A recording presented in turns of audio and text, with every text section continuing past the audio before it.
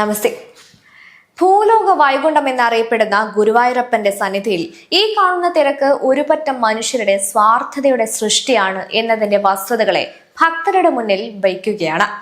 ഗുരുവായൂർ ക്ഷേത്രത്തിന്റെ വികസന കാര്യത്തെക്കുറിച്ച് ചർച്ച ചെയ്യുമ്പോൾ ക്യൂ കോംപ്ലക്സ് മുതൽ വാതിൽ മാടത്തിന്റെ വീതി കൂട്ടൽ വരെയുള്ള വിഷയം ഉയർന്നു വരാറുണ്ട്. എന്നാൽ ഈ തിരക്കിനുള്ള യഥാർത്ഥ വസ്തുത ഭക്തസമൂഹവും പൊതുസമൂഹവും മനസ്സിലാക്കാറില്ല എന്നതാണ് വസ്തുത. ക്ഷേത്ര ദർശനത്തിനെത്തുന്ന സാധാരണക്കാർ മാത്രമാണ് ക്യൂവിലൂടെ ക്ഷേത്ര ദർശനത്തിന് പോകുന്നത്. ഇതിന്റെ എത്രയോ ഇരട്ടി ആളുകളാണ് അവരുടെ സ്വാധീനം ഉപയോഗിച്ച് പ്രത്യേക പാസ് സംഘടിപ്പിച്ചുകൊണ്ട് ക്ഷേത്ര ദർശനം നടത്തി പോകുന്നതെന്ന് നോക്കാം.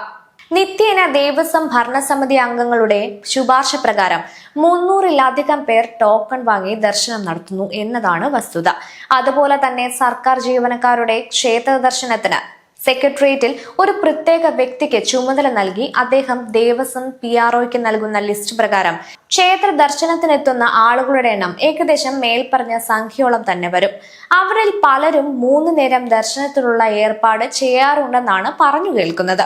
കൂടാതെ മന്ത്രി ഗണേഷ് കുമാറിന്റെ കാലത്ത് ട്രാൻസ്പോർട്ട് വണ്ടിയിൽ എത്തിയാൽ ക്ഷേത്ര ദർശനം എന്ന പാക്കേജിൽ തൊഴാൻ ആൾക്കാർ വേറെ. KSRTCയിൽ ഡ്രൈവർ ഗോപുരത്തിൽ കൊടുക്കുന്ന ലിസ്റ്റ് പ്രകാരം 40 മുതൽ 50 പേരെ ചുരുങ്ങിയത് ടോക്കൺ വാങ്ങി ദർശനം നടത്തുന്നു. കൂടാതെ മന്ത്രിമാരുടെ ഓഫീസ് വഴി വരുന്ന ലിസ്റ്റ്, പോലീസ്, കോടതി, മറ്റ് സംസ്ഥാന കേന്ദ്ര സർക്കാർ ഓഫീസ് വഴി വരുന്ന ലിസ്റ്റ്, രാഷ്ട്രീയ പാർട്ടിക്കാർ, സാമുദായിക ആധ്യാത്മിക സംഘടനകൾ എന്നിവർ അവരുടെ സ്വാധീനം ഉപയോഗിച്ച് ഗോപുരത്തിൽ നിന്ന് ടോക്കൺ വാങ്ങി തൊഴിയിക്കുന്ന ഏർപ്പാട്. ഇതിനൊക്കെ പുറമെ 1000 രൂപ നെയ്വിളക്ക് ചീട്ടെടുത്ത് ദർശനത്തിന് പോകുന്നവരുടെ നീണ്ട നിര. ഇതൊക്കെ കഴിഞ്ഞ ശേഷമാണ് സാധാരണ വരി നിന്ന് തൊഴാനെത്തുന്ന ഭക്തർക്കുള്ള ദർശനം. അപ്പൊ പിന്നെ എങ്ങനെയാണ് നീണ്ട വരി ക്ഷേത്രത്തിന് ചുറ്റും അവസാനിക്കുക?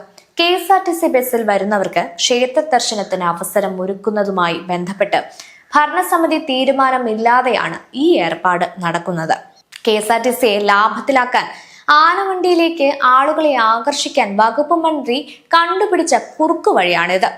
നാളെ സിവിൽ സപ്ലൈ വകുപ്പ് മന്ത്രിക്ക് ഇതുപോലെ തോന്നിയാൽ സപ്ലൈകോ സൂപ്പർ മാർക്കറ്റുകളിൽ നിന്ന് പലവ്യഞ്ജനങ്ങൾ വാങ്ങിച്ച് സ്ലിപ്പ് ഗോപുരത്തിൽ കൊടുത്താൽ ദർശന സൗകര്യം കിട്ടുമെങ്കിൽ സിവിൽ സപ്ലൈ ലാഭത്തിലാകുമെന്ന ചിന്തയിൽ അങ്ങനൊരു നീക്കം ഉണ്ടാകുമോ എന്ന് ദൈവം തമ്പുരാൻ അറിയാം.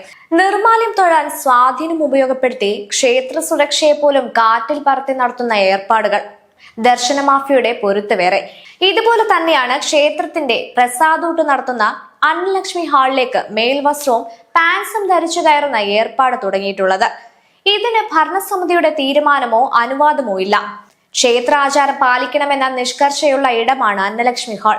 കഴിഞ്ഞ 10 വർഷത്തെ ഇടത് ആഭിമുഖ്യമുള്ള ഭരണസമിതികൾ പല തവണയായി ഊട്ടുപുരയിൽ ആചാര ലംഘനത്തിന് ഇടവരുത്തിയിട്ടുണ്ട് എന്ന് പൊതുസമൂഹത്തിനും ഭക്തജനങ്ങൾക്കും അനുഭവമുള്ളതാണ്.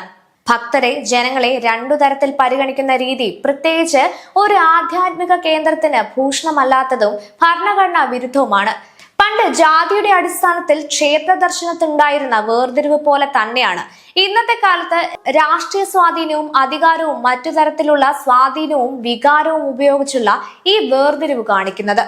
ഗുരുവായൂർ സത്യാഗ്രഹത്തിന്റെ നായകനായ കേളപ്പന്റെയും വളണ്ടിയർ ക്യാപ്റ്റനായ AKGയുടെയും അമ്പലത്തിൽ കയറി മണിയടിച്ച P. കൃഷ്ണപിള്ളയുടെയും പാരമ്പര്യം പേർന്നവർ തന്നെയാണ് ഈ ദുഷിച്ച ഏർപ്പാടുകൾക്ക് പിന്നിൽ എന്നത് പറയാതെ വയ്യ. ഇതിനെതിരെ വീണ്ടും ഒരു സാമൂഹിക നവോത്ഥാനത്തിനുള്ള കാഹളം ഉയരേണ്ട സാഹചര്യമാണ് നിലവിലുള്ളത്. അപ്പോ നാരായണ ജയ.